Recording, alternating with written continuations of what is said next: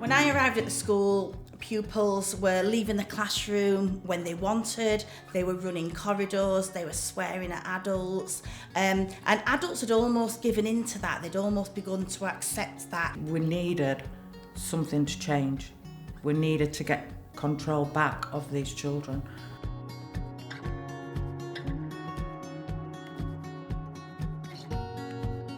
We sat down with the local authority and we identified schools that were high excluding schools that had low attendance, high staff turnover, and were struggling to provide a quality education to young people within the borough. The only way forward was to change the actual institutions and try and help those in the situation to manage it better. So we worked with the adults to look at how we can improve the adults' performance and the way that the adults operated to then hopefully improve how the young people were affected.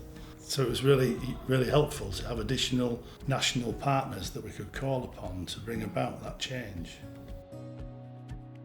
Fortis offers all sorts of different types of services, from therapy for the children and supporting the families, through to managing the support for leadership team, as well as other members of the staff who might be dealing with some of the behavioural difficulties that they see in school.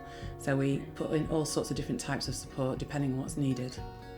Every head teacher I meet, they have a real clear vision about what they're wanting to create in their school. They want all children and adults to be successful. And the work I do, working alongside head teachers, is to understand their school and the challenges they face, to agree a set of principles and practices that will underpin how they interact with each other and the young people to build the school they're seeking to create.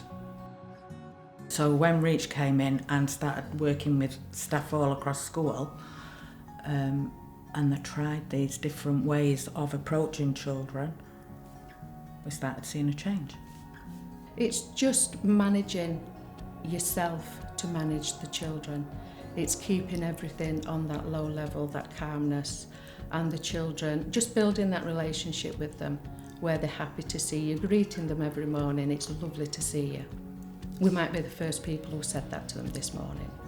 As a staff member going through that process, it was brilliant because, we all want to do the very best for our children, and we want to be able to support our children, not just academically, but them as a person and developing their character. Sometimes that's challenging. Having a therapist in school who has that expertise, who can give you that advice, has been invaluable. There's nothing more stressful or frustrating than not knowing how to make a difference, So by giving them the information, the knowledge, the skills and the space to reflect on their own practice and be able to make changes about how they approach difficulties or concerns they might have, it means that you've suddenly got a whole range of skills and you're empowered to be able to make a difference.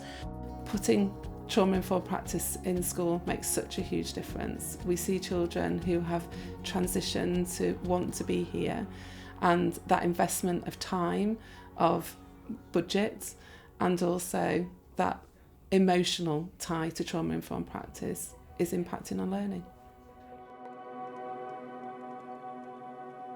I used to walk out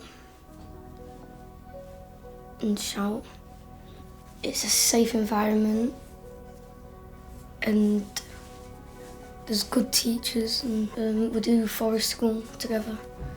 We're making a treasure chest so I can put when I'm proud of myself in it. I used to throw books, smash stuff a lot, and I used to walk out of class oh, I don't care about this. But I don't do that anymore now. I've really changed. Sometimes I used to dread going to school. I used to think it was boring, but now it's alright. It didn't feel right when I was coming to school, but now when I do come to school it feels good and happy. Sometimes within schools children are maybe just classed as being difficult, maybe naughty, but it has to come from somewhere. And I think helping those children understand their emotions and the emotions of other people, the effects their behaviour might be having on them, is just setting them up for life, really. So injecting different levels of support throughout the system in the school means that it shifts everything. The investment of time and energy and finances into this makes a massive difference in terms of staff retention, staff absenteeism, children's behaviours in school, and, you know, actually focus on the learning, which is the reason that everybody's there in the first place.